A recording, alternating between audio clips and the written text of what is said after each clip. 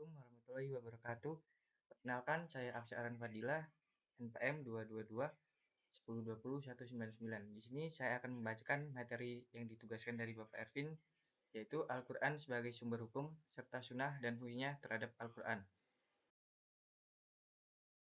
Yang pertama ada pengertian Al-Quran. Secara bahasa, Al-Quran merupakan bentuk masdar atau kata benda dari kata kerja qoro'a yang bermakna membaca atau bacaan. Ada yang berpendapat bahwa Al-Quran adalah masdar yang bermakna isim maf'ul karenanya ia berarti yang dibaca atau makruh. Menurut para ahli, kata yang berwawasan fulan memiliki arti kesempurnaan.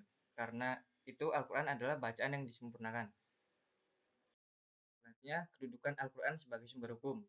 Sebagai sumber hukum Islam, Al-Quran memiliki kedudukan yang sangat tinggi. Al-Quran merupakan sumber utama dan pertama sehingga semua persoalan harus merujuk dan berpedoman padanya.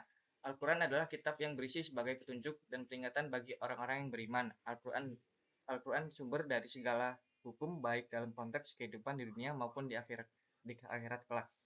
Namun demikian, hukum-hukum yang terdapat dalam kitab suci Al-Quran ada yang bersifat rinci dan sangat jelas maksudnya, dan ada yang masih bersifat umum dan perlu pemahaman mendalam untuk memahaminya. Tiga, ada kandungan hukum di dalam Al-Quran. Yang pertama ada akidah atau keimanan. Akidah atau keimanan adalah keyakinan yang tertancap kuat di dalam hati. Kedua, syariat atau ibadah. Hukum ini mengatur tentang cara ibadah baik yang berhubungan langsung dengan pencipta yaitu Allah maupun yang berhubungan dengan sesama makhluknya.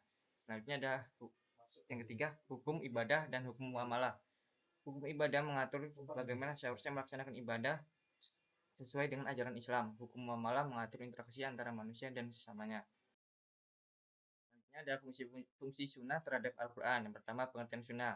Kata sunnah ditinjau dari segi lugawi diambil dari bahasa Arab yang berarti ada atau tradisi dan kebiasaan, di mana tradisi dan kebiasaan mencakup yang bersifat baik atau buruk, ataupun terpuji dan tercela. Dengan demikian, maka sunnah dalam ungkapan lain adalah al-Tariq, al-Muqtada, hasanah, kanat al-silah di dalam Al-Quran. Kata sunnah tersebut secara berulang-ulang, baik dalam bentuk mufrad maupun dalam bentuk jama'.